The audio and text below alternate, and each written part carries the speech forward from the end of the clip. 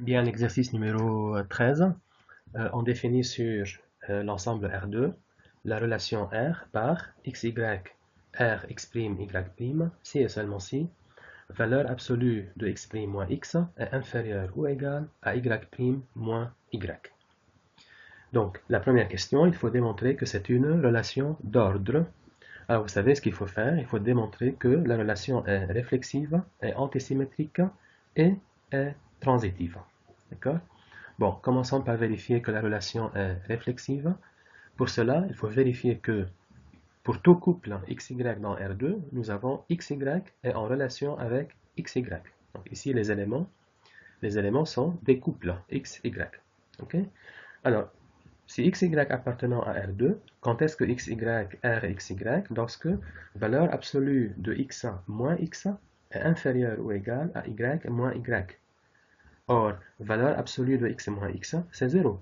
Y moins y, c'est 0 aussi. Et 0 est inférieur ou égal à 0. Donc, comment on écrit ça alors? Pour tout xy dans R2, on a valeur absolue de x moins x est égal à 0, c'est inférieur ou égal à y moins y. Donc, en d'autres termes, quel que soit xy dans R2, on a xy, r, xy. La relation est donc réflexive. Bien, montrons qu'elle est antisymétrique. Pour démontrer qu'elle est antisymétrique, il faut démontrer que à chaque fois que xy r x', y' et x', y' r x', nous avons que xy est égal à x', y'. Supposons donc qu'on a deux éléments xy et x', y' dans R2, tels que xy r x', y' et x', y' r xy. Et à la fin, il faut démontrer que le couple XY est égal au couple X', Y', c'est-à-dire il faut démontrer que X est égal à X' et Y est égal à Y'. Bon, puisque XY est X', Y', nous avons donc que valeur absolue de X' moins X est inférieure ou égale à Y' moins Y. Et puisque x', y' est en relation avec xy, nous avons que la valeur absolue de x moins x' est inférieure aussi ou égale à y moins y'. D'accord? Or, valeur absolue de x' moins x, c'est égal à la valeur absolue de x moins x'. N'est-ce pas? Donc, regardez. D'une part, nous avons que y' moins y est plus grand ou égal que 0. Et d'autre part, nous avons que y moins y' est plus grand ou égal que 0. Donc, si y' moins y est positif et y moins y' est aussi positif, cela veut dire qu'on a nécessairement que y' est égal à y. N'est-ce pas? Alors, si y' égale y, qu'est-ce qui se passe alors? Valeur absolue de x' moins x est inférieure ou égale à 0. N'est-ce pas? Or, la valeur absolue de x' moins x est toujours positive. Et comme c'est inférieur ou égal à 0, donc c'est égal à 0 et par suite x' égale x. Vous voyez donc, j'ai démontré que si on a xy, rx', y' et x', y', rxy, alors y est égal à y' et par suite x égale à x'. Et donc le couple xy est égal au couple x', y'. Donc là, ici, j'ai fait une autre méthode, mais bon, ça revient au même finalement. Hein, il faut arriver à la fin au couple xy égale au couple x', y'. D'accord? Bon, troisièmement, vérifions que la relation est transitive. Je prends trois éléments de R2, trois couples, xy, x', y' et x seconde, y seconde. Je suppose que xy r x', y' et x', y' r x seconde, y seconde. Ce qu'il faut démontrer, c'est que xy est en relation avec x seconde, y seconde. Bon, puisque xy r x', y', nous avons donc valeur absolue de x' moins x est inférieure ou égale à y' moins y.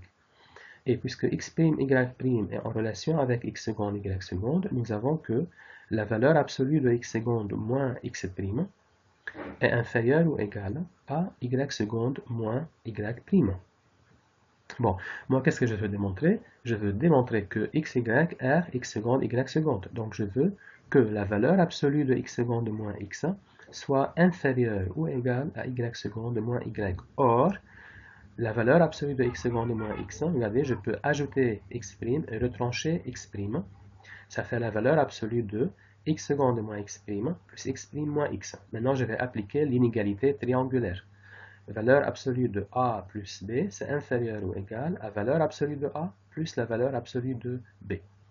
Or, la première valeur absolue est inférieure ou égale à y' moins y. La deuxième est inférieure ou égale à x seconde à y seconde moins y'.